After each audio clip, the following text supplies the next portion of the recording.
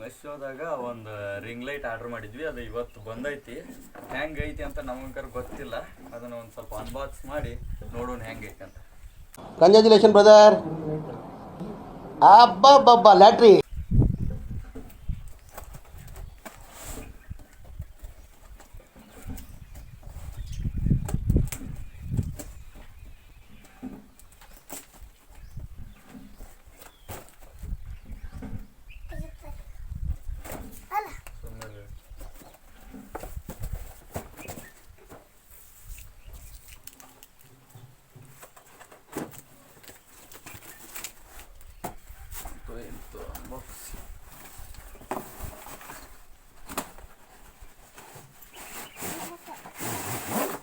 ಬೇಕಾದಂಥ ಒಂದು ಸ್ಟ್ಯಾಂಡ್ ಐತಿ ಈ ಕಡೆ. ನಮಗೆ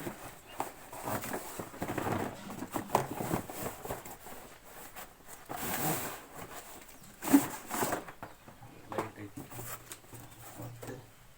ಇದೊಂದು ಬದುಕಿ, ಇದೊಂದು ಜನ್ಮವೇ, ಎಂತಹ ದುರ್ವಿಧಿ, ಇದೆಂತಹ ಏನೂ ಇಲ್ಲ. ಲೈಟ್ ಯಾವ ರೀತಿ ಐತಿ ಅಂತ ನೋಡೋಣ. ನೋಡ್ರಿ, ಇದು ರಿಂಗ್ ಲೈಟ್ ಹೆಂಗೈತೆ ಅಂತ ನೋಡೋಣ. ಓಪನ್ ಮಾಡಿ ಅನ್ಬಾಕ್ಸ್ ಮಾಡ್ತಾ ಇದ್ದೀನಿ. ಬರೀ ಇಂಥದೆಯಾ?